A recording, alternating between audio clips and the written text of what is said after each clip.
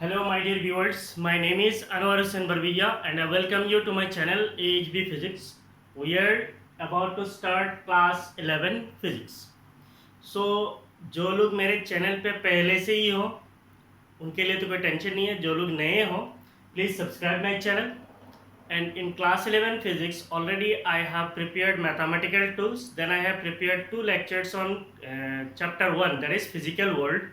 After that, that is chapter 2 is units and measurement. तो units and measurements का videos मैं बना नहीं पाया क्योंकि मैं क्लास 12 का क्लासेस लेता हूँ और अभी मुझे क्लास 11 का भी क्लासेस लेना है, तो इसीलिए मैं सीधा चैप्टर 3 का वीडियोस बना रहा हूँ. तो ये बेसिकली आपका चैप्टर नंबर 3 है.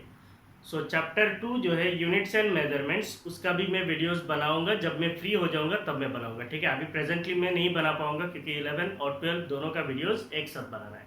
ठीक है, सो इसके लिए मैं सॉरी हूँ कि मैंने एक चैप्टर को बीच में बंक मार दिया, लेकिन मुझे अभी तो बनाना ही है क्योंकि मेरा क्लास लेना है. ठीक है, so I am producing the videos on motion in straight line. तो आप यहाँ से पढ़ सकते हो, कोई प्रॉब्लम नहीं होगा. अगर छोटा मोटा कोई रिलेशन है चैप्टर 2 के साथ, मैं आपको रिलेट करा दूंगा. ठीक है, so will start class 11 physics. So class 11 physics का हम लोग यूनिट 2 पढ़ेंगे. यूनिट 2 जो है इट इज काइनेमेटिक्स है. काइनेमेटिक्स के अंदर दो चैप्टर आता है. एक है चैप्टर नंबर 3, ये है चैप्टर 3. चैप्टर 3 जो है it is motion in straight line है, और चैप्टर 4 जो है वो आता है आपका मोशन इन प्लेन. तो motion in straight line and motion in plane, ये दोनों आपका काइनेमेटिक्स के अंदर आता है. तो सबसे पहला चीज है व्हाट इज काइनेमेटिक्स. काइनेमेटिक्स का मतलब क्या है? काइनेमेटिक्स जो है ये एक्चुअली एक ग्रीक वर्ड से आया है. काइन, काइन का मतलब होता है मोशन. काइन का मतलब क्या है? मोशन है. और matics basically it is maths है. तो मैटिक्स जो ये अलग अलग जगह पे अलग अलग सेंस पे आता है. जैसे ऑटोमेटिक है, फिर सिस्टमैटिक है. तो इसका मीनिंग अलग अलग जगह पे अलग अलग होता है. यहाँ पे जो है मैथ्स है. ठीक है, so kind actually derived from a Greek word that means motion, and mathematics here it means maths. तो इसका मतलब मोशन के अंदर जितने मैथमेटिक्स है वो सारे चीज कहाँ पे आता है? काइनेमेटिक्स पे आता है. तो मोशन के अंदर जितने मैथमेटिक्स है वो काइनेमेटिक्स के अंदर आता है. तो फिजिक्स क्या पढ़ेंगे? एक्चुअली फिजिक्स को एक्सप्रेस करते हैं मैथमेटिक्स से. तो इसीलिए मोशन के रिलेटेड जितना मैथ्स है वो सारे जो है मैथ्स है इंक्लूडिंग फिजिक्स, वो सारे किसके अंदर आता है? काइनेमेटिक्स के अंदर आता है. नाउ काइनेमेटिक्स को पढ़ने के लिए सबसे पहला चीज जो आपको आइडिया आना चाहिए, व्हाट इज मैकेनिक्स. मैकेनिक्स क्या होता है? Now see what is mechanics. Mechanics is actually a branch of physics. So it is the branch of physics which deals with the motion and the forces. तो जहाँ पे भी कोई motion होता है और जहाँ पे कोई फोर्स इन्वॉल्व होता है, तो फोर्स और मोशन के बारे में स्टडी करने के लिए इसको हम, इस ब्रांच ऑफ फिजिक्स को हम लोग क्या बोलते हैं? मैकेनिक्स बोलते हैं. और आपका जो क्लास 11 फिजिक्स है इसका एक बहुत बड़ा सा सेक्शन जो है मैकेनिक्स के अंडर पे आता है. मीन्स मैकेनिक्स ही मैकेनिक्स है. तो आपका चैप्टर 3 जैसे motion in straight line, then you will have motion in plane, laws of motion, work energy and power, gravitation, system of particles and rotational motion. Then means almost 70% of class 11 physics जो है वो आपका mechanics के under पे ही आता है. Means कुछ ना कुछ सेंस पे वो मैकेनिक्स ही है. तो बेसिकली आप याद रख लो कि क्लास 11 का फिजिक्स जो है वो मैकेनिक्स है, और इसका जो बेसिक्स है वो आज का क्लास से हम लोग शुरू करने वाले हैं. So what is mechanics? It is the branch of physics which deals with the study of forces and motion. So force और मोशन के बारे में स्टडी करना है, and their relationship is called mechanics. Next आता है kinematics. So what is kinematics? Kinematics, kine का मतलब मोशन है, मैथमेटिक्स का, मैटिक्स का मतलब क्या है? मैथ्स है. तो मोशन का मैथमेटिक्स को काइनेमेटिक्स बोलते हैं. ऐसे नहीं बोलते. Kinematics describes the position and motion. Kinematics से हमें क्या मिलता है? पोजीशंस मिलता है, और मोशन ऑफ ऑब्जेक्ट के बारे में हम लोग स्टडी करते हैं in space as a function of time.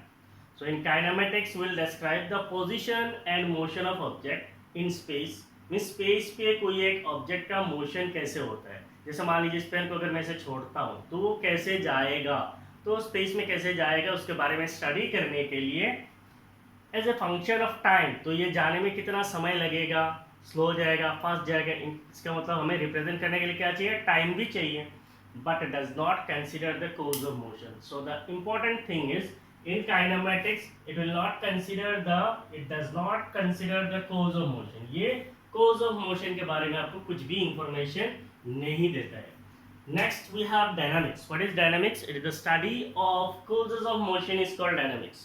Means motion का cause, motion के ऊपर क्या क्या force लग रहा है, इसका cause क्या है, क्यों मूव कर रहा है, कैसे मूव कर रहा है, इन सारी चीज़ों के बारे में पढ़ने के लिए जो ब्रांच ऑफ फिजिक्स है उसको बोलते हैं डायनामिक्स. इसका मतलब मैकेनिक्स के अंदर ही दो ब्रांच है, एक है काइनेमेटिक्स, दूसरा है dynamics. Kinematics means without considering the force and dynamics means by considering the force. So dynamics is concerned with what causes and changes the course of objects in motion. तो dynamics जो है वो basically discuss करता है किसके ऊपर, what causes the changes the course of object in motion. Means कोई एक ऑब्जेक्ट है उसको मोशन में कैसे लाया जाता है, कौन सा फोर्स उसको मोशन पे लाता है, मोशन पे आने के बाद कौन सा फोर्स एक्ट करता है, कैसे मूव करता है, वो सारे चीज़ आते हैं आपका डायनामिक्स के अंदर. नेक्स्ट है स्टैटिक्स. स्टैटिक्स के अंदर एक वर्ड है स्टैटिक. स्टैटिक का मतलब एट रेस्ट है.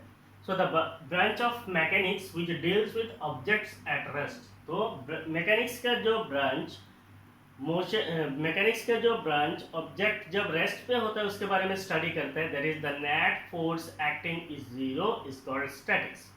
तो कोई भी एक ऑब्जेक्ट है, इसके ऊपर अगर नेट फोर्स जीरो लगेगा, मीन चारों तरफ से जो फोर्स लगता है उसका पूरा फोर्स का जो नेट है वो कितना है, जीरो है, तब उस ऑब्जेक्ट को हम लोग क्या बोल सकते हैं, उस ब्रांच ऑफ मैकेनिक्स को हम लोग क्या बोल सकते हैं, स्टैटिक्स बोल सकते हैं. उसके बाद आता है रेस्ट एंड मोशन. तो रेस्ट का मतलब तो सबको पता है. रेस्ट का मतलब क्या है, something which does not change its position with respect to time. जैसे मान लीजिए मैं यहाँ पे खड़ा हूँ, ऐसा अगर खड़ा रहता हूँ, इसका मतलब क्या है, I am at rest. Now ये जो रेस्ट है ये आपको रेस्ट पे दिख रहा है. क्यों रेस्ट पे दिख रहा है, क्योंकि मेरे सामने कैमरा है and that camera is fixed. Camera जो है फिक्स्ड है और आप कैमरा का व्यू देख रहे हो, मीन्स कैमरा से जो रिकॉर्ड हो रहा है वो चीज़ आप देख रहे हो. इसका मतलब आपको क्या लग रहा है, मैं रेस्ट पे हूँ. लेकिन रेस्ट एंड मोशन जो है ये दोनों चीज़ रिलेटिव टर्म है. ये रिलेटिव टर्म क्यों है, क्योंकि अगर मान लीजिए मैं अभी यहाँ पे खड़ा हूँ तो आपको क्या लगेगा, आपको लगेगा कि मैं और पीछे जो बोर्ड है ये दोनों रेस्ट पे है. मान लीजिए अब अगर मैं ऐसा मूव करता हूँ तब आपको लगेगा कि मैं मोशन पे हूँ. तो अभी मैं मूव कर रहा हूँ तो आपको लगेगा कि मैं मोशन पे हूँ. मैं मोशन पे हूँ, आपको क्यों दिख रहा है, क्योंकि इसके पीछे बोर्ड है और बोर्ड कैसा है, स्टैटिक है. तो बोर्ड खड़ा है इसीलिए आपको लग रहा है कि मैं मूव कर रहा हूँ बोर्ड के रिस्पेक्ट में. ना मान लीजिए मैं जिस स्पीड से मूव करता, बोर्ड अगर उसी स्पीड से मूव करता है, मान लीजिए मैं इस लाइन पर खड़ा हूँ तो मेरे साथ अगर वो लाइन भी जाता है और फिर मैं जब आऊँगा तो फिर वो लाइन भी आएगा, बोर्ड भी आएगा, तब आपको क्या लगेगा, आपको ये मोशन नज़र नहीं आएगा. जैसे मान लीजिए अगर आप कार के अंदर बैठते हो तो आपका जो बॉडी है, आप ऐसे अगर कार में बैठ के सोचेंगे कि आप मीन्स मोशन पे हो या रेस्ट पे हो, आपको लगेगा कि आप रेस्ट पे हो. लेकिन अगर कार से ऐसे बाहर की तरफ देखोगे तो लगेगा कि आप रेस्ट पे हो और पास में जो पेड़ पौधा है वो सारे पीछे जा रहा है. इसका मतलब लगेगा कि वो पीछे वाली चीज़ जो है जा रहा है, लेकिन प्रैक्टिकली क्या है, आप ही जा रहे हो, वो सारे स्टैटिक है. Just imagine, rest and motion जो है ये रिलेटिव मीन्स ये एक को रेफरेंस पकड़ के दूसरे को स्टडी किया जाता है. अगर आप रेफरेंस नहीं मानेंगे देन आप स्टडी नहीं कर सकते हो. तो अगर आप कार के अंदर हो इसका मतलब आपका रेफरेंस कार के हिसाब से, आप कार अगर रेफरेंस है तो कार के हिसाब से आप रेस्ट पे हो. लेकिन कार अगर रेफरेंस है और पास वाला चीज़ अगर हम लोग देखेंगे तो पास वाला चीज़ एक्चुअली स्टैटिक है, आप मूव कर रहे हो लेकिन लगेगा कि वो पास वाला चीज़ मूव कर रहा है. तो इसका मतलब nothing in this universe is at absolute rest. इस यूनिवर्स के अंदर ऐसा कोई भी चीज़ नहीं है जो चीज़ एब्सोल्यूट रेस्ट पे है. मीन्स दुनिया में आपको ऐसा कोई चीज़ नहीं मिलेगा जो एब्सोल्यूट रेस्ट पे है.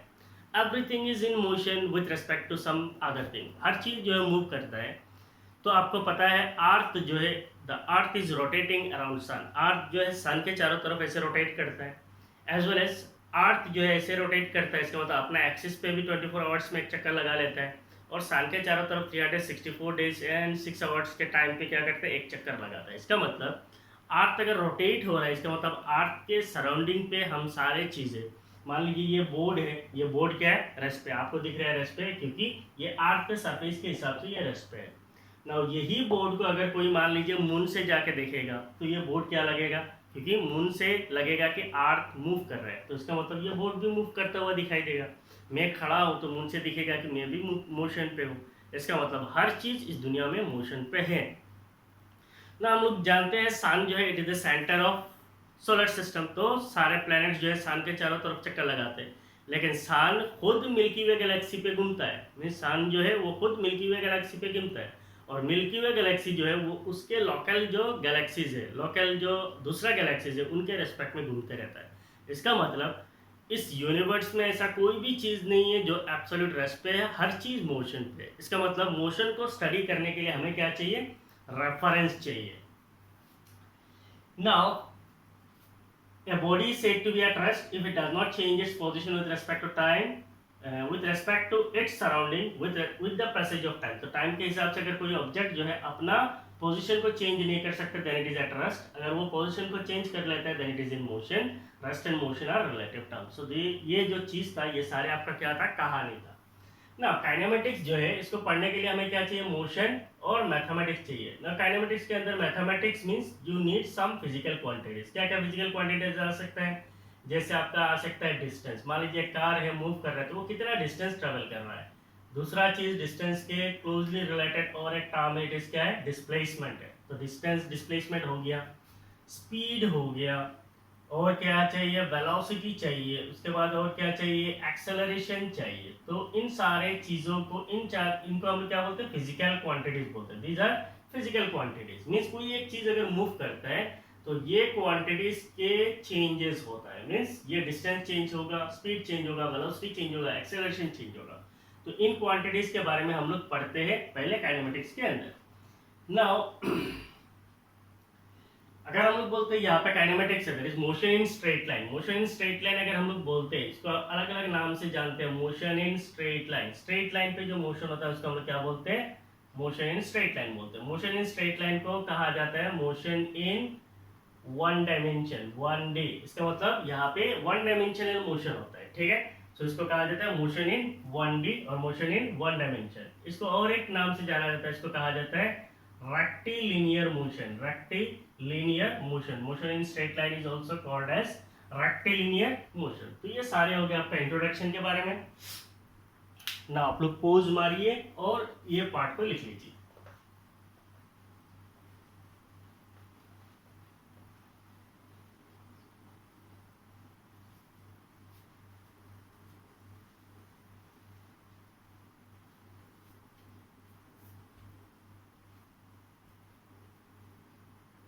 पोज मार के लिख लीजिए।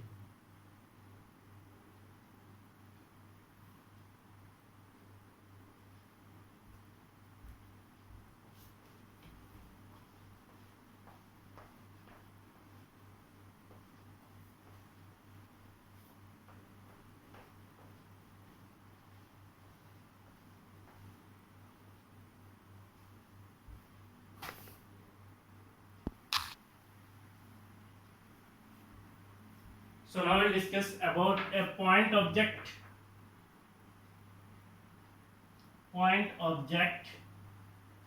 or particle. So what is a point object or particle that we have to study? So point object, नाम सुना है, क्या है, point object है। point object का मतलब क्या होता है, point object मीन जिसका शेप एकदम पॉइंट के जैसा हो, और इसको हम लोग पार्टिकल भी बोलते हैं। So what is a particle, basically a point object is a particle. So a particle has practically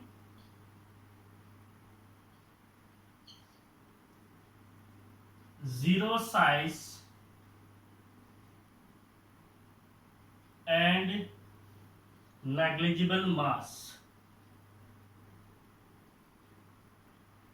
So what is a point object? A point object or particle has practically zero size and negligible mass. इसके साथ और एक चीज आप add कर सकते हो, incapable of rotation, incapable of rotation।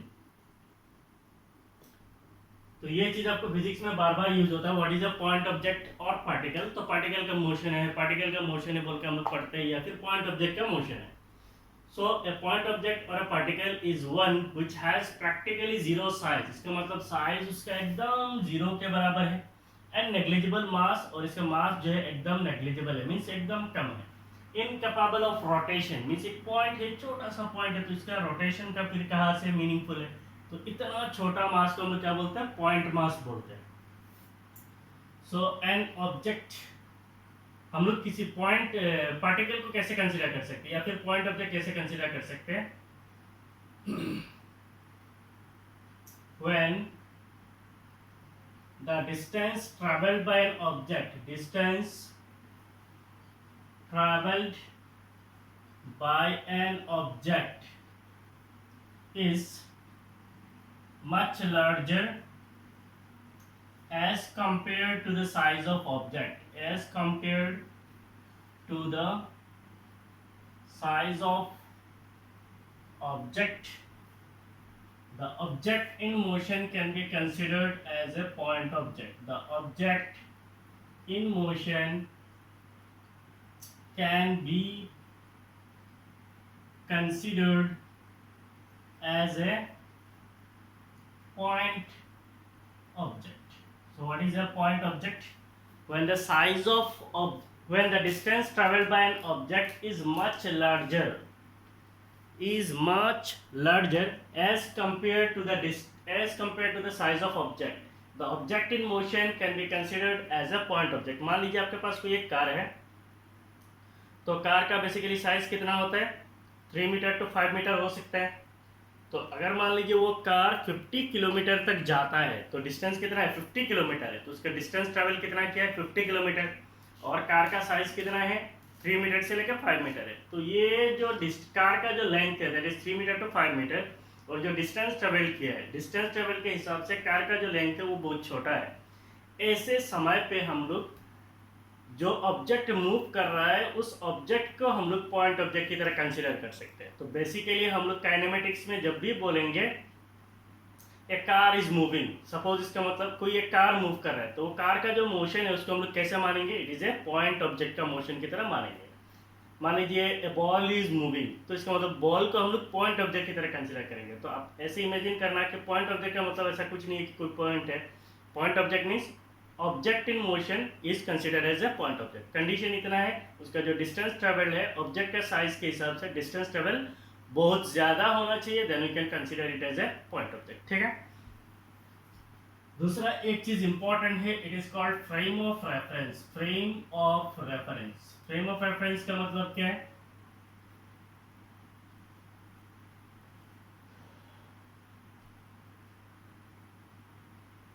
we can say it is the point in space, with the point in space from which the motion is observed. The motion is observed and measured. Observed and measured is called frame of reference.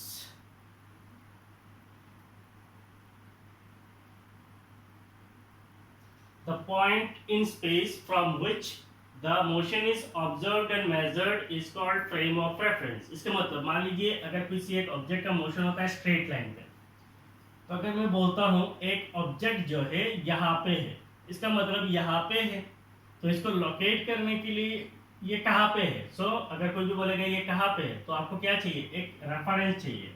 मान लीजिए reference जो है origin है, तो origin से जो है object जो है मान लीजिए एक 10 मीटर डिस्टेंस पे है, तो इसका मतलब हमने इस पॉइंट को लोकेट करने के लिए हमें किस चीज़ की ज़रूरत है, एक रेफरेंस की ज़रूरत है।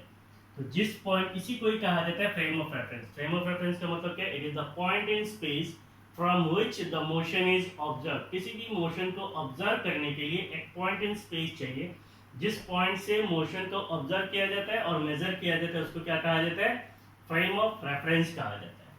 अब मान लीजिए अगर हम लोग कंसीडर करते हैं, तो ये क्या हो गया, मोशन इन वन डायमेंशन। इसको हम लोग क्या बोलते हैं, motion in one dimension. Motion in one dimension का मतलब क्या है, जहां पे एक ही एक्सिस का इस्तेमाल होता है। मींस यहाँ पे हम लोगों ने एक्स एक्सिस का इस्तेमाल किया। मान लीजिए ऑब्जेक्ट जो है वाई एक्सिस पे मूव कर सकता है, या फिर ऑब्जेक्ट जो है जेड एक्सिस पे मूव कर सकता है। ऐसे हम लोग एज्यूम कर सकते हैं।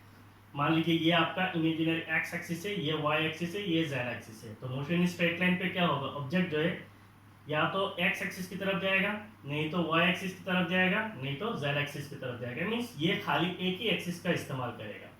अब मान लीजिए इधर अगर हम लोग बोलते हैं एक्स एक्सिस और इधर मान लीजिए आपका वाई एक्सिस है, तो ये हो गया एक्स एक्सिस, ये हो गया वाई एक्सिस। अब मान लीजिए अगर मैं किसी एक बॉल कोई एक चीज़ को ऐसे मान लीजिए बॉल है, इसको अगर ऐसे मारता है तो इसका मतलब ये कैसे जाएगा, ऐसे जाएगा। तो मान लीजिए ये एक ट्रैजेक्टरी है, ये बॉल ऐसे जाएगा, जाके क्या करेगा, यहाँ पे जाने के बाद फिर आके क्या करेगा, ऐसे आके नीचे गिरेगा। तो इसका मतलब अब इस मोशन को रिप्रेजेंट करने के लिए हमें किस चीज़ की ज़रूरत पड़ रहा है, we need X and Y. यहाँ पे हमें क्या चाहिए, दो एक्सिस की ज़रूरत पड़ रहा है।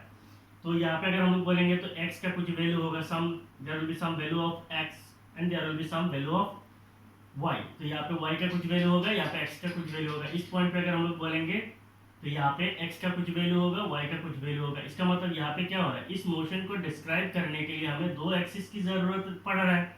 तो इसको हम लोग बोलते हैं मोशन इन प्लेन। तो बेसिकली अगर हम लोग बोलते हैं मोशन इन प्लेन, इसका मतलब इट इज क्या है, it is motion in two dimension. ये टू डायमेंशनल मोशन है। तो मान लीजिए कोई एक ऑब्जेक्ट ऐसे जा रहा है, तो इसका मतलब ये एक्स और वाई को यूज कर रहा है। अगर मान लीजिए कोई एक ऑब्जेक्ट ऐसे जा रहा है, इसका मतलब ये एक्स एंड जेड एक्सिस को यूज कर रहा है। तो ऐसे कितने प्लेन हो सकते हैं, X Y, Y Z, Z X, ऐसे तीन प्लेन हो सकते हैं। ये एक प्लेन हो सकता है, ये एक प्लेन हो सकता है और ये एक प्लेन हो सकता है। ठीक है, सो टोटल तीन प्लेन हो सकता है। अब अगर हम लोग बोलते हैं मोशन इन स्पेस, तो ये हो गया motion in one dimension, that is motion in line, that is your motion in straight line, जो बोलना है बोलिए। मोशन इन स्पेस अगर हम लोग बोलते हैं तो मोशन इन स्पेस थोड़ा अलग चीज होता है। यहाँ पे हम लोगों के पास बोर्ड जो है ये क्या है, प्लेन है। तो स्पेस में रिप्रेजेंट करने के लिए हमें क्या चाहिए, X axis, Y axis and Z axis, तीनों चाहिए। तो जेड एक्सिस एक्चुअली कैसा है, ऐसा है। तो यहाँ पे रिप्रेजेंट करने के लिए जगह नहीं है, तो मैं जेड एक्सिस को ऐसे रिप्रेजेंट कर रहा हूँ। तो ये तीनों एक्सिस क्या है, X Y and Z are mutually perpendicular. ये तीनों एक दूसरे के साथ कैसा है, म्यूचुअली परपेंडिकुलर है। X Y Z, this are mutually perpendicular. अब मान लीजिए कोई एक पोजीशन यहाँ पे है, इसको रिप्रेजेंट करना है, तो कैसे रिप्रेजेंट करेंगे। मान लीजिए यहाँ पे कोई एक पॉइंट है, पहले मुझे एक्स की तरफ जाना पड़ेगा, फिर वाई की तरफ, फिर जेड की तरफ आना पड़ेगा। पहले एक्स, फिर वाई, फिर जेड की तरफ, तब जाके ये पॉइंट मिलेगा। पहले एक्स की तरफ जाएंगे, फिर वाई की तरफ, फिर जेड की तरफ आएंगे, तो ये मिलेगा। इसका मतलब अगर मान लीजिए कोई एक ऑब्जेक्ट ऐसे जाता है, कैसे जा रहा है, ऐसे, तो यहाँ पे क्या क्या चेंज हो रहा है, एक्स वाई जेड तीनों चेंज हो रहा है। जब ऐसे जाता है तब एक्स एंड वाई चेंज होता है, जब ऐसे जाएगा तब एक्स वाई जेड तीनों कोऑर्डिनेट चेंज होता है। इसीलिए इस मोशन को कहा जाता है मोशन इन स्पेस। तो मोशन इन स्पेस जो है that is motion in three dimension. Motion in three dimension का ज्यादा एप्लीकेशन हमारा नहीं है। तो हम लोग बेसिकली पढ़ेंगे motion in one dimension and motion in two dimension, that is motion in straight line and motion in plane. ठीक है, तो ऐसे तीन मोशन हो सकता है। इसका मतलब यहाँ पे हमने रेफरेंस किसको माना है, इसको। तो इसको रेफरेंस मान के इस मोशन को हम लोग स्टडी कर रहे हैं। तो ये मान लीजिए ओरिजिन है, तो इसका कोऑर्डिनेट क्या होगा, 0 0। अब मान लीजिए कोई एक ऑब्जेक्ट ऐसे मूव करता है, अब ये प्लेन में है, इसको मैं स्पेस में से दिखा रहा हूँ। ठीक है, तो यहाँ पे कोई एक पॉइंट होगा और यहाँ पे कोई एक पॉइंट है, मान लीजिए ये पॉइंट P1 है, ये पॉइंट P2 है। अब P1 को रिप्रेजेंट करने के लिए मुझे क्या चाहिए, x1 y1 z1 तीनों कोऑर्डिनेट चाहिए। और P2 को रिप्रेजेंट करने के लिए क्या चाहिए, x2 y2 z2। इसका मतलब तीनों कोऑर्डिनेट चाहिए रिप्रेजेंट करने के लिए। ऐसे मोशन का कहा जाता है मोशन इन थ्री डायमेंशन। तो यहाँ पे भी जो ओरिजिन है दैट ओरिजिन इज 0 0 0। तो इसको हम लोग मानते हैं रेफरेंस पॉइंट। तो this is called frame of reference. किसी भी मोशन को मेजर एंड ऑब्जर्व करने के लिए एक पॉइंट को फिक्स किया जाता है, जहां से मोशन को ऑब्जर्व और मेजर किया जाता है, उसको कहा जाता है फ्रेम ऑफ रेफरेंस। नाउ मान लीजिए ये कार यहाँ से यहाँ तक 10 मीटर जाने के लिए समय लगाता है 10 सेकंड से। तो यहाँ से हम लोग स्पीड कैलकुलेट कर सकते हैं, वेलोसिटी कैलकुलेट कर सकते हैं। तो इसका मतलब हमें टाइम मेजरिंग एक डिवाइस चाहिए। टाइम मेजरिंग डिवाइस क्या होता है, बेसिकली क्लॉक होता है। तो ये अगर मान लीजिए यहाँ से हमने एक बॉल का मोशन को कंसीडर किया है, जैसे मान लीजिए कोई क्रिकेटर बॉल ऐसे फेंकता है, फिर ऐसे जाके कैसे जाता है, ऐसे जाता है कि नहीं है। तो ऐसे सीधा नहीं जाता, कभी कभी ऐसा बॉल जाता है जाके ठुक करके ऐसे जाता है, या फिर ऐसे बॉल जाके ऐसे जाता है। तो इसका मतलब इस मोशन को रिप्रेजेंट करने के लिए तीनों एक्सिस की जरूरत है कि नहीं है ना। यहाँ से मान लीजिए ये बॉल यहाँ से, और ये क्रिकेटर का बैट है, तो ये क्रिकेटर का बैट को छूने से पहले जो समय लगाता है, मान लीजिए बहुत कम ही समय लगता है ना, मान लीजिए 5 सेकंड समय लगता है हाथ से छूटने से बाद और बैट तक पहुंचने में 5 सेकंड समय लगता है। तो इस मोशन को पढ़ने के लिए हमें क्या चाहिए, एक क्लॉक भी चाहिए। मीन्स किसी भी मोशन को डिस्क्राइब करने के लिए we need a point in space जहां से हम लोग मेजर करेंगे, और दूसरा चीज क्या चाहिए, क्लॉक चाहिए टाइम को मेजर करने के लिए। So the coordinate system along with the clock is termed as frame of reference. So the coordinate system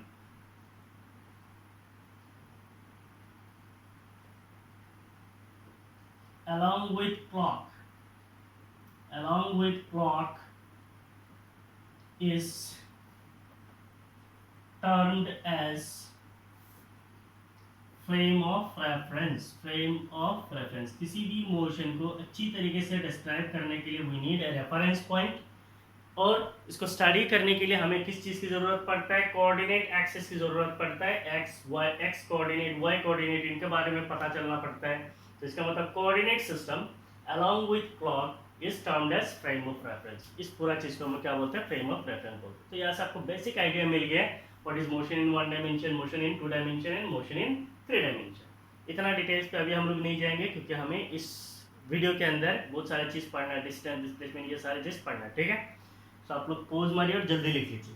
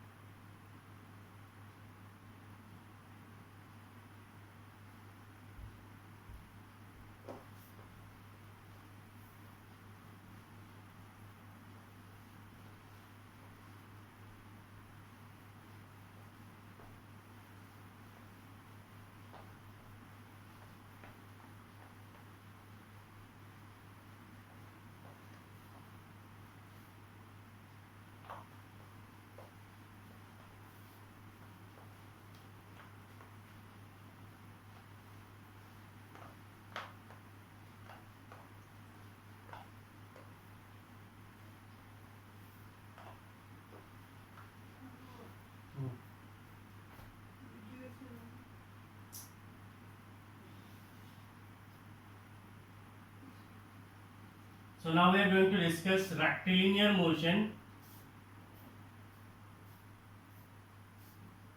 What is rectilinear motion? Rectilinear motion is motion in straight line. Means किसी भी motion अगर straight line पे होता है, इसको हम क्या बोलते हैं, rectilinear motion बोलते हैं, motion in straight line.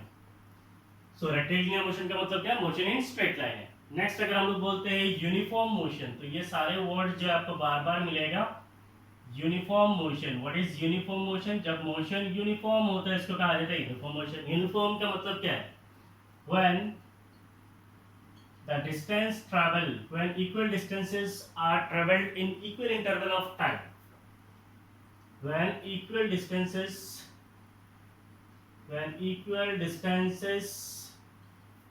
Are travelled in equal interval of time,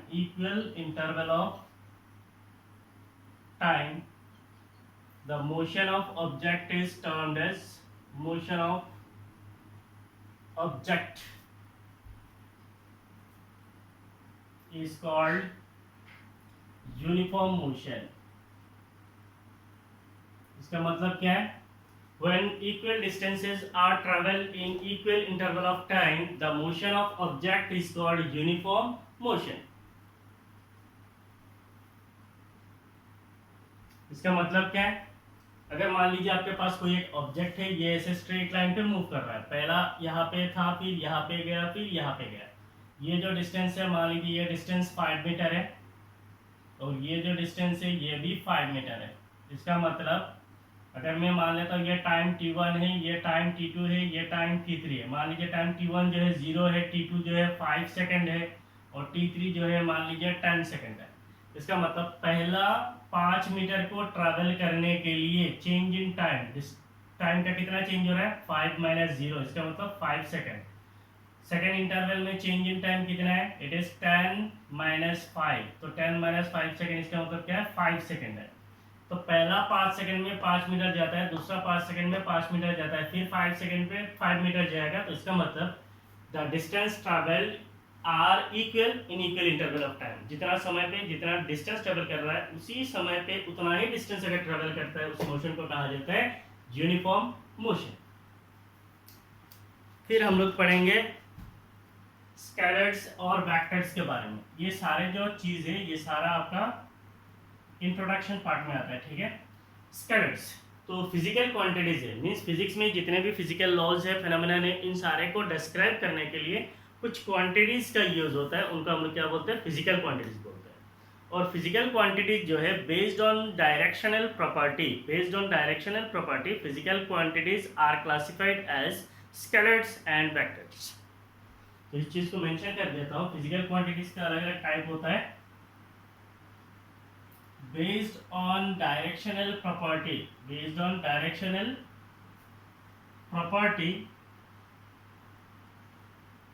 physical quantities are classified as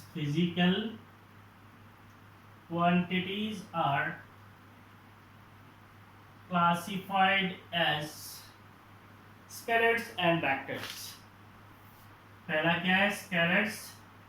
scalars का मतलब क्या है, आपने ऑलरेडी पढ़ा है, scalars are those physical quantities which has only magnitude. So the quantities which can be completely described, the quantities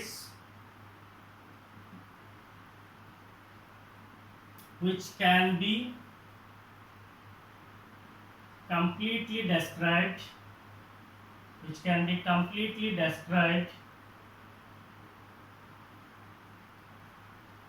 using magnitude only are called scalars। The quantities which can be completely described using magnitude only are called scalars। Means कुछ quantities ऐसे होता है जिनका खाली magnitude का मतलब क्या होता है, मान। जैसे मान लीजिए डिस्टेंस है, तो डिस्टेंस को मेजर मीन्स डिस्टेंस को डिस्क्राइब करने के लिए क्या चाहिए, वैल्यू चाहिए 5 मीटर, खत्म। जैसे मास है 5 किलोग्राम, जैसे टाइम है 10 सेकंड, तो इसका मतलब क्या है, इसका कोई डायरेक्शन नहीं है, इसका खाली क्या चाहिए, मैग्नीट्यूड चाहिए। तो जिन फिजिकल क्वांटिटीज को खाली मैग्नीट्यूड से कंप्लीटली डिस्क्राइब कर सकते हैं, ऐसे क्वांटिटीज को हम लोग क्या कहते हैं, स्केलर्स कहते हैं। तो इसका एग्जांपल्स आपको पता है, जैसे मास है, जैसे आपका टाइम है, फिर आपका लेंथ है। तो इन क्वांटिटीज को मेजर करने के लिए, डिस्क्राइब करने के लिए, जैसे आपका डिस्टेंस है एक्सेट्रा, मीन्स जैसे बहुत सारे हैं, तो इनको डिस्क्राइब करने के लिए वी नीड ओनली मैग्नीट्यूड, उनको हम लोग क्या बोलते हैं, स्केलर्स बोलते हैं।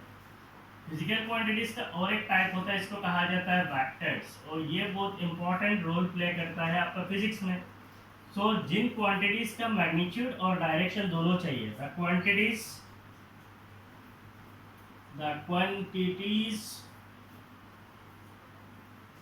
which are completely described using their magnitude,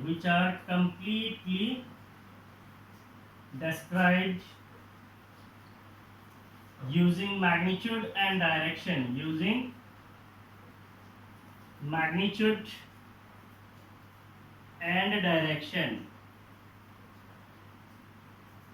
the quantities which are completely described using magnitude and direction are called vectors। इनको हम लोग वेक्टर फिजिकल क्वांटिटीज बोलते हैं। So there are two types of physical quantities, these are called scalar physical quantities, vector physical quantities. Scalar physical quantities क्या होता है, वैसे quantities जिनका खाली मैग्नीट्यूड से हम लोग इनको डिस्क्राइब कर सकते हैं, उसको हम लोग बोलते हैं स्केलर फिजिकल क्वांटिटीज। और जिन फिजिकल क्वांटिटीज का मैग्नीट्यूड और डायरेक्शन दोनों चाहिए कंप्लीटली डिस्क्राइब करने के लिए, ऐसे क्वांटिटीज को कहा जाता है वेक्टर फिजिकल क्वांटिटीज। जैसे इसका एग्जांपल में क्या आएगा, आप लोगों ने पढ़ा है डिस्प्लेसमेंट जो है ये क्या है, एक वेक्टर क्वांटिटी, क्योंकि इसका मैग्नीट्यूड भी होता है, डायरेक्शन भी होता है। जैसे आपका हो गया वेलोसिटी जो है, इसका मैग्नीट्यूड भी होता है, डायरेक्शन भी होता है। जैसे मान लीजिए आपका फोर्स है, तो फोर्स का मैग्नीट्यूड भी होता है, डायरेक्शन भी होता है। तो जिन फिजिकल क्वांटिटीज मैग्नीट्यूड और डायरेक्शन दोनों चाहिए डिस्क्राइब करने के लिए, वैसे फिजिकल क्वांटिटीज को हम लोग क्या बोलते हैं, वेक्टर्स बोलते हैं, ठीक है।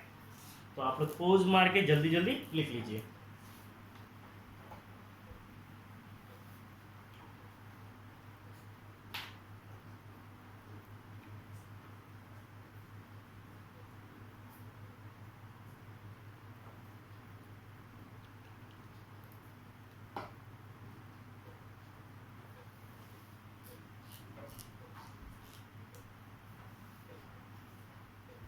हो गया।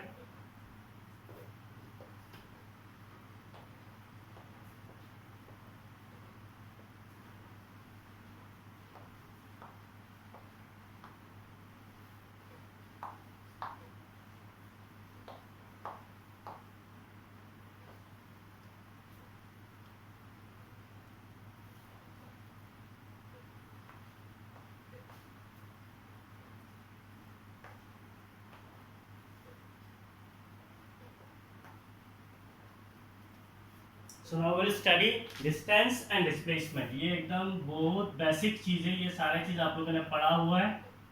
एक होता है डिस्टेंस, पहले डिस्टेंस पढ़ते हैं फिर डिस्प्लेसमेंट। डिस्टेंस, इधर मान लीजिए हम लोग पढ़ेंगे displacement. So what is distance and what is displacement. Distance क्या होता है और डिस्प्लेसमेंट क्या होता है। डिस्टेंस क्या है? It is the actual path length. It is the actual path length traveled, or you can say traversed भी बोल सकते हैं, traveled by an object. The actual path length traveled by an object in motion is called distance. Distance का मतलब क्या है? It is the actual path length travelled by an object in motion is called distance. मान लीजिए अगर कोई एक object ऐसे जाता है, पहले मान लीजिए ये ईस्ट डायरेक्शन में जाता है, हम लोग जानते हैं ना, ये डायरेक्शन को नॉर्थ बोलते हैं, इसको साउथ बोलते हैं, इधर ईस्ट है, ये क्या है, वेस्ट है। तो पहले मान लीजिए ईस्ट डायरेक्शन में जाता है 5 मीटर, इधर गया 5 मीटर। फिर वो नॉर्थ डायरेक्शन में जाता है, मान लीजिए नॉर्थ डायरेक्शन में और 5 मीटर जाता है। फिर मान लीजिए वो वेस्ट डायरेक्शन पे आता है, तो वेस्ट डायरेक्शन पे मान लीजिए और 5 मीटर आता है। सो what is the actual path length, means वो टोटली कितना डिस्टेंस ट्रैवल किया है। तो what will be the distance. Simple एक एग्जांपल लिया, डिस्टेंस को हम लोग कैसे कैलकुलेट करेंगे। से द डिस्टेंस इज डी। तो पहले कितना गया 5 मीटर, 5 मीटर, फिर कितना गया 5 मीटर, और फिर कितना गया 5 मीटर, तो टोटल कितना गया 15 metre. So this will become the distance. Distance का मतलब क्या है? It is the actual path length travelled by an object in motion, इसको हम लोग बोलते हैं distance. What is displacement? It is the shortest distance, it is the shortest distance from initial to final, from initial to final position of object, initial to final position of object is called displacement. displacement का मतलब क्या है? displacement का मतलब होता है placement. It is the shortest distance from initial to final position of object. यहाँ पे नहीं लिखना shortest distance between initial and final. ये between का मतलब क्या है? ये दोनों के बीच में, तो वो डिस्टेंस बन जाएगा the shortest distance from initial to final. Means हमने डायरेक्शन दे दिया फ्रॉम इनिशियल टू फाइनल, उसको हम लोग बोलते हैं डिस्प्लेसमेंट। उसी एग्जांपल को ले लेते हैं।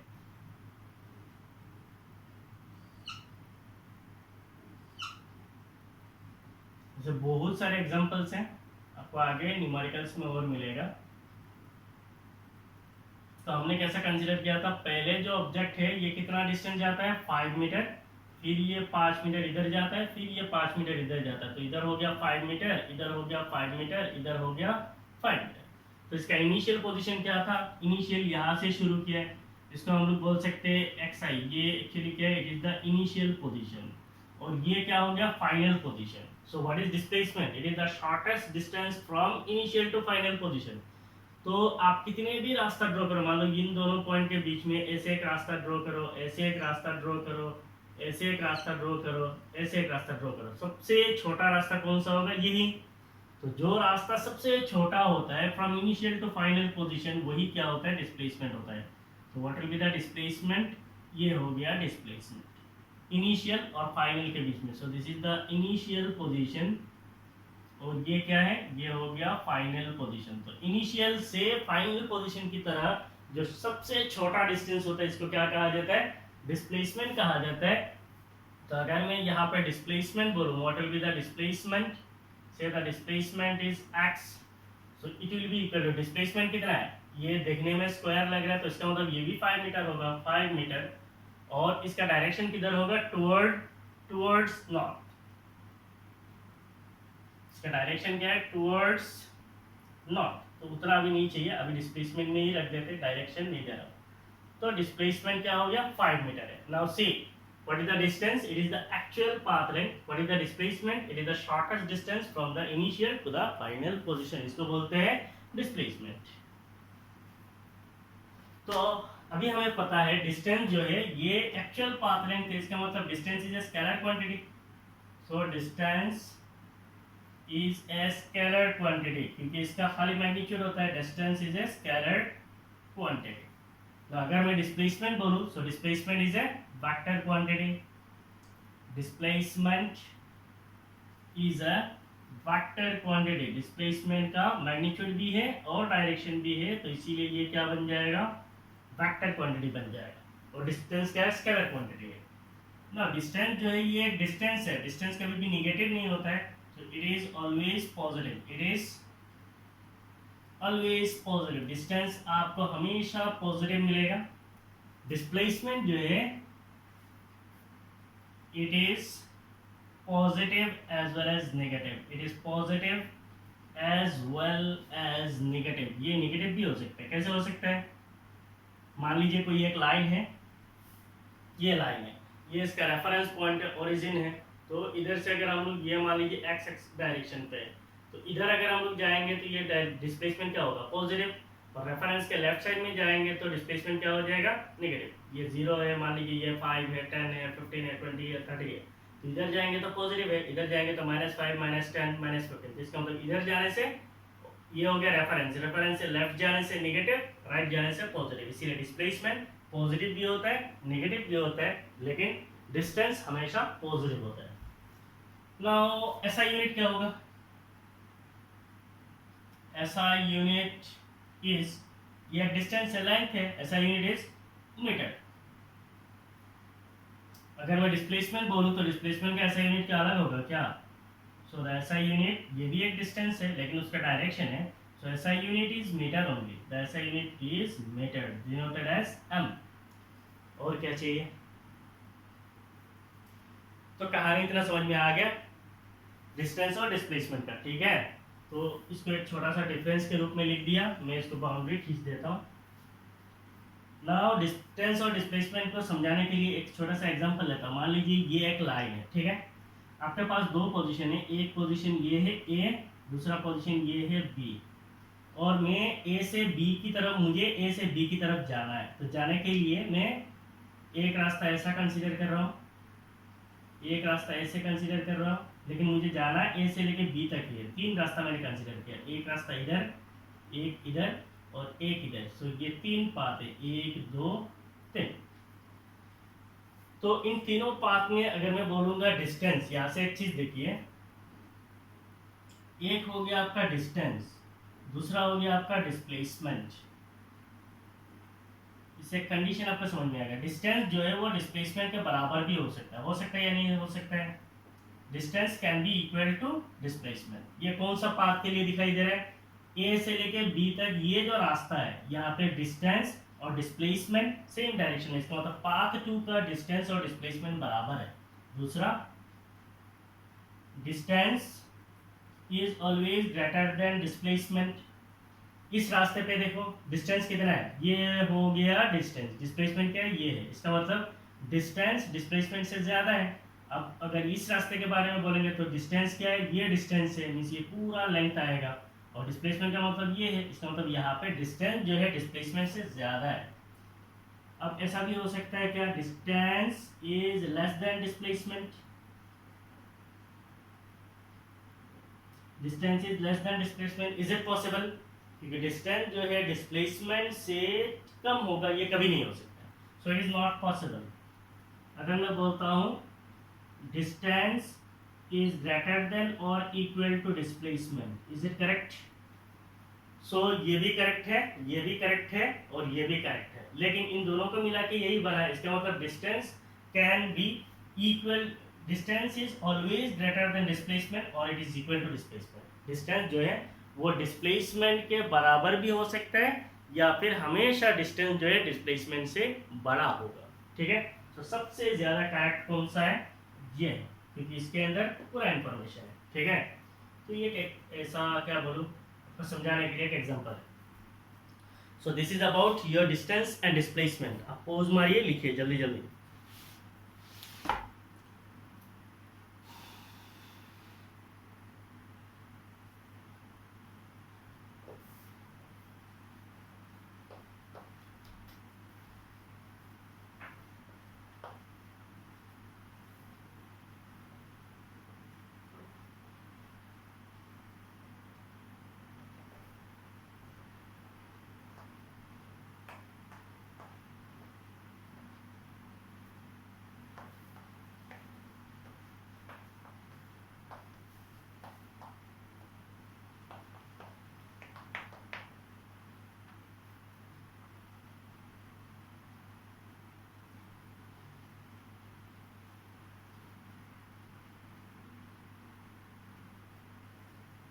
इनका नाम नहीं है।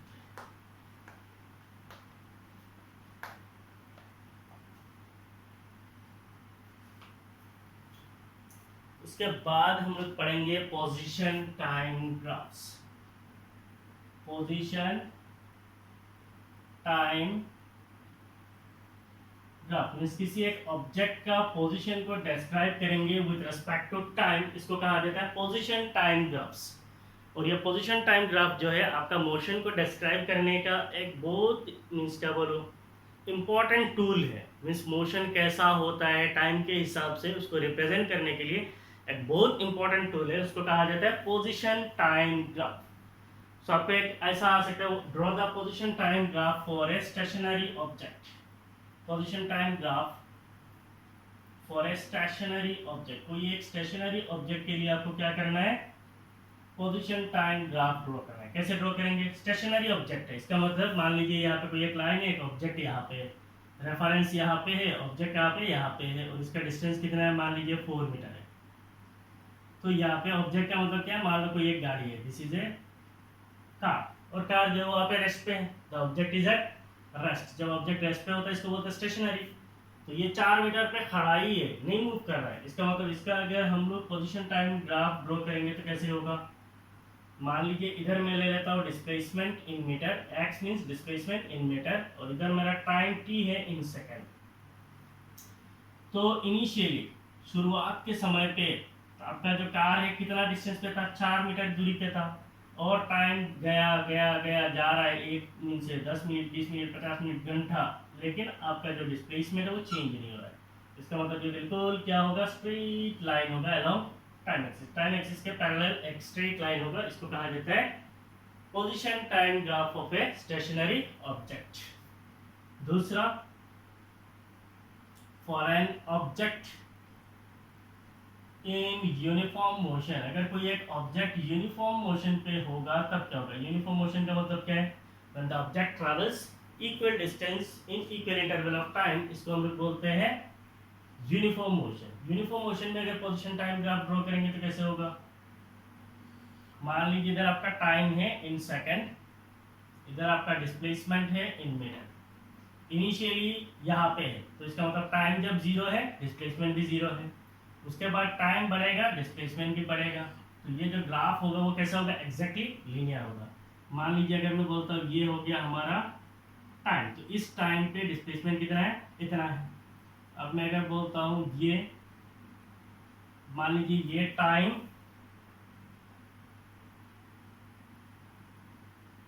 ये टाइम कितना है 5 सेकेंड है, डिस्प्लेसमेंट मान लीजिए 5 मीटर है, फिर ये 5 सेकेंड है, डिस्प्लेसमेंट कितना है 5 मीटर है। तो इक्वल टाइम पे इक्वल डिस्प्लेसमेंट ट्रैवल कर रहा है, इसीलिए इसको कहा जाता है यूनिफॉर्म मोशन। और यूनिफॉर्म मोशन में कैसा होता है, लीनियर, मींस ग्राफ लीनियर होता है। मान लीजिए अगर मैं position time graph for a car, किसी एक कार के लिए ड्रॉ करता हूँ, ये आइडियल तो नहीं है लेकिन ऐसे अगर हम लोग ड्रॉ करेंगे, से यहाँ पे आपका टाइम एक्सिस है इन सेकंड, यहाँ पे आपका डिस्प्लेसमेंट है x इन मीटर। तो कार जब आपका इनिशियली शुरू होगा सबसे पहले कार तो रेस्ट पे होगा, तो इसका मतलब इसका टाइम t जीरो पे, डिस्प्लेसमेंट भी जीरो है। फिर कार को आपने स्टार्ट किया, फिर वो गर्म होगा, फिर वो एक्सेलरेट होगा, फिर वो धीरे धीरे अपना स्पीड पकड़ेगा, ऐसे धीरे धीरे स्पीड पकड़ेगा, फिर ऐसे फुल स्पीड पकड़ लेगा। मान लीजिए इसका 100 किलोमीटर पर आवर स्पीड है, पकड़ लिया। उसके बाद वो क्या हो जाएगा, कांस्टेंट चलने लगेगा। उसके बाद आप स्पीड को नहीं बढ़ा सकते, नीचे से स्लो बढ़ेगा। उसके बाद एक कांस्टेंट स्पीड में जाएगा। फिर मान लीजिए इंजन बहुत गर्म हो गया तो फिर स्पीड ऐसे डिक्रीज होगा। तो इसका मतलब ये ऐसे ही मैं ड्रॉ कर रहा हूँ, मीन्स एक कार के लिए अगर हम लोग ड्रॉ करेंगे तो ऐसे होगा, कुछ इस तरह होगा। ठीक है, तो इनको कहा जाता है पोजीशन टाइम ग्राफ। जल्दी जल्दी ड्रॉ कीजिए।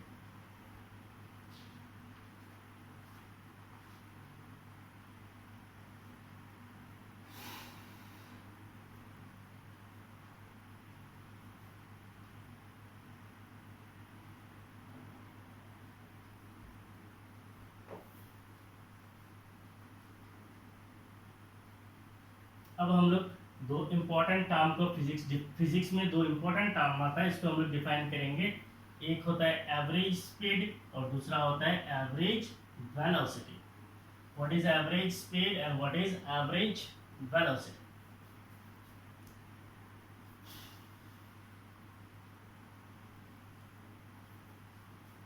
ऐसे मैं डिफरेंस में पढ़ा रहा हूँ तो आपको याद आएगा easily.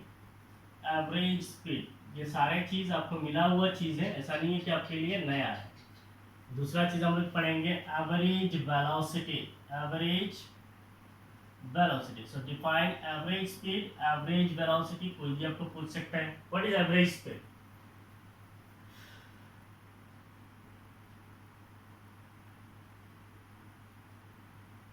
Average speed is defined as average speed is defined as the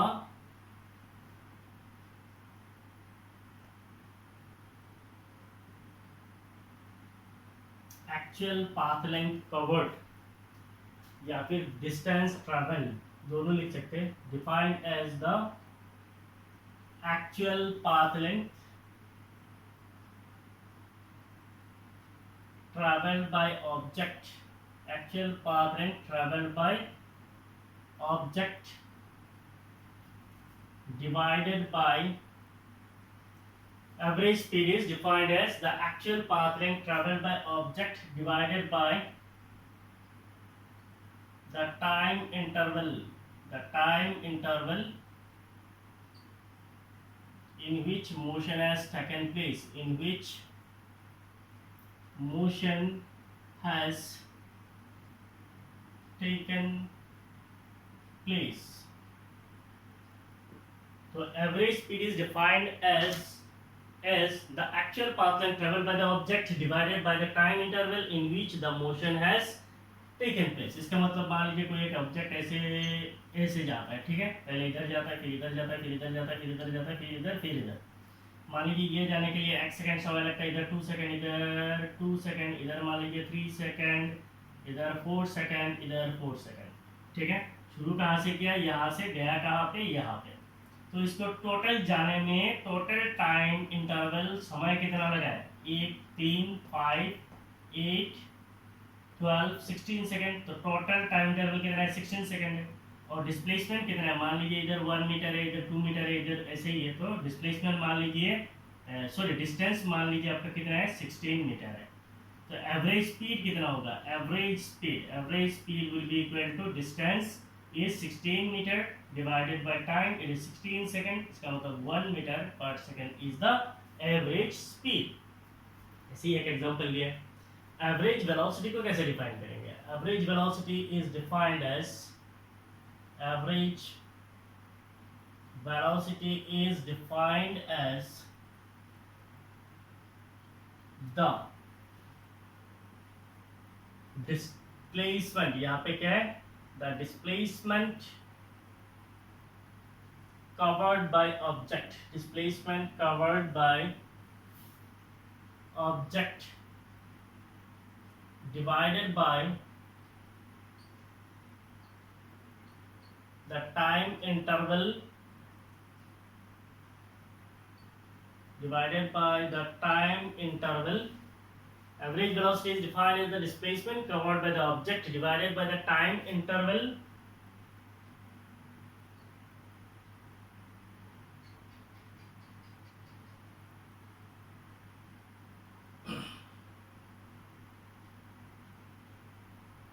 for displacement to occur. For displacement to occur. खत्म.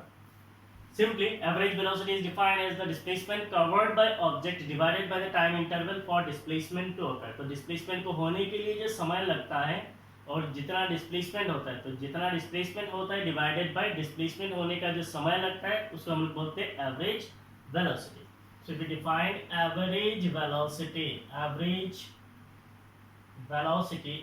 velocity is defined as the displacement divided by time interval. Displacement divided by time interval. और अगर हम लोग average speed को define करेंगे then what will be the average speed? So average speed will be equal to distance divided by time. Distance divided by time interval. तो कितना समय लगता है उसको हम लोग बोलते हैं एवरेज स्पीड. नाउ यहाँ से देख के बोलिए एवरेज स्पीड जो है ये डिस्टेंस और टाइम तो मैग्नीट्यूड है, डिस्टेंस ये खाली क्या है मैग्नीट्यूड है. इसका मतलब एवरेज स्पीड जो है it is a scalar quantity. It is a scalar quantity. Average speed जो है ये स्केलर क्वांटिटी होता है. अगर मैं एवरेज वेलोसिटी बोलूं से average velocity is v average it is equal to displacement that is change in displacement से del x. टाइम इंटरवल से the time interval is del t. तो del x को मैं लिख सकता हूँ x2 minus x1. Time interval को लिख सकता हूँ मैं t2 माइनस t1. इसको रिप्रेजेंट करने के लिए मान लीजिए मैं ग्राफ को रिप्रेजेंट करता हूँ. मान लीजिए वो कार वाला जो मोशन है वैसा वाला अगर कोई एक मोशन को हम लोग ऐसे डिस्क्राइब करेंगे, ठीक है, ऐसा मोशन है, ठीक है. तो यहाँ पे मैं अगर दो पॉइंट लेता हूँ, एक पॉइंट यहाँ पे, दूसरा पॉइंट यहाँ पे. यहाँ पे मेरा क्या है, यहाँ पे मेरा टाइम है इन सेकंड और इधर है मेरा डिस्प्लेसमेंट इन मीटर, ठीक है. तो इस पॉइंट पे हमें एक टाइम मिलेगा और इस पॉइंट पे हमें एक डिस्प्लेसमेंट भी मिलेगा. इस पॉइंट पे हमें एक टाइम मिलेगा और इस पॉइंट पे हमें एक डिस्प्लेसमेंट मिलेगा. तो यहाँ पे एक टाइम है say that time is t2. ये इनिशियल टाइम है से t1. ये पॉइंट का एक नाम दे देता हूँ p1. ये पॉइंट का एक नाम दे देता हूँ p2. तो ये मान लीजिए ओरिजिन है, दैट इज योर रेफरेंस है. ये हो गया x1, ये हो गया x2. x1 से x2 तक जाने के लिए समय कितना लगता है, t1 से t2 तक. इसका मतलब यहाँ पे डिस्प्लेसमेंट कितना है, डिस्प्लेसमेंट इज del x. तो यहाँ से अगर मैं ऐसे बोलता हूँ ये जो डिस्प्लेसमेंट है ये कितना है, ये हो गया मेरा del x, that is change in displacement. और ये मेरा क्या हो जाएगा, ये हो जाएगा change in time, that is del t. तो del x divided by del t, del x divided by del t is called average velocity. तो इसका मतलब क्या है, परपेंडिकुलर बाय बेस है. परपेंडिकुलर बाय बेस का मतलब क्या है, tan थीटा है. परपेंडिकुलर बाय बेस का मतलब क्या है, tan थीटा है. मींस ये P1 से लेके P2 तक जॉइन करने वाला जो लाइन है ये जो एंगल बनाता है हॉरिजॉन्टल के साथ, इसको अगर हम लोग बोलते हैं थीटा. ऐसे मान लीजिए ये हो गया हमारा P1 पॉइंट, ये हो गया P2 पॉइंट और ये हो गया हॉरिजॉन्टल के साथ पैरेलल लाइन. ये एंगल अगर थीटा होगा तो मैं क्या लिख सकता हूँ, x2 minus x1 divided by t2 minus t1. इसको मैं लिख सकता हूँ del x divided by del t. इसको मैं क्या लिख सकता हूँ, tan थीटा लिख सकता हूँ. लेकिन ये tangent of angle theta. del x is perpendicular, del t is base. Perpendicular by base का मतलब क्या है, tan थीटा है. तो इसी से हम लोग इसको हम लोग क्या बोल सकते हैं, it is the slope. So average velocity actually क्या देता है, it represents slope. So it is the slope of line P1 P2. Slope of line P1 P2 gives average velocity. यहाँ से देख के हम लोग क्या बोल सकते हैं, P1 से लेके P2 तक का जो लाइन है इसका जो स्लोप है उससे हमें क्या मिलेगा, एवरेज वेलोसिटी मिलेगा. The average velocity is displacement by time, time scalar है, डिस्प्लेसमेंट वेक्टर है, इसका मतलब हमारा एवरेज वेलोसिटी क्या होगा, average velocity is a vector quantity, average velocity is a vector quantity, average velocity क्या होता है, एक वेक्टर क्वांटिटी है। So what will be the SI unit of average speed? SI unit of average speed. Average speed का मतलब क्या है, ऊपर में डिस्टेंस है और नीचे में क्या है, टाइम है, तो इसका मतलब it is average speed is metre per second, metre divided by second, so it is metre per second. So what will be the SI unit, SI unit of average velocity, average velocity का SI unit क्या होगा, average velocity is metre per second. So average velocity का भी ऐसा unit क्या होगा, metre per second ही होगा।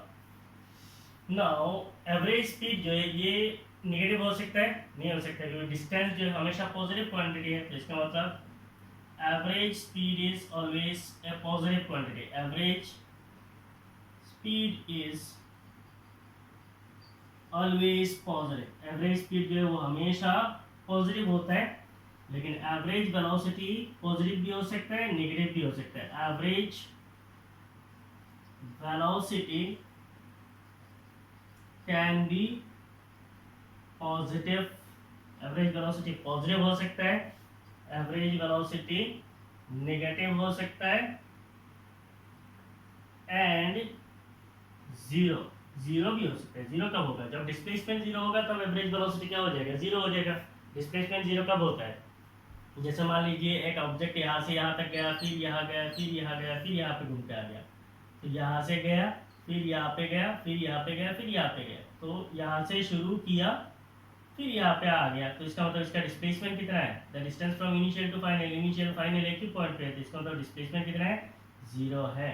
तो जब डिस्प्लेसमेंट जीरो हो जाएगा तो इसका मतलब एवरेज वेलोसिटी भी जीरो हो जाएगा। और कुछ चाहिए, काफी है, पोज मारिए, लिखिए।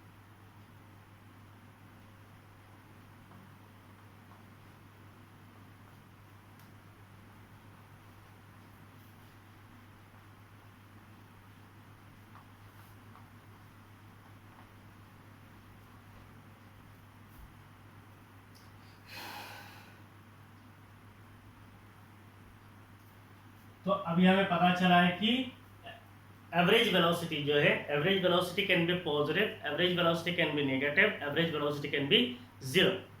तो इन केसेस के लिए हम लोग क्या करेंगे, पोजीशन टाइम ग्राफ ड्रॉ करेंगे। So now will draw the position time graph, position time graph. सबसे पहले ड्रॉ करेंगे a body moving with positive velocity, positive velocity। तो जब कोई एक बॉडी पॉजिटिव वेलोसिटी से मूव करेगा इसका पोजीशन टाइम ग्राफ कैसे होगा, time t is in second, displacement is in metre.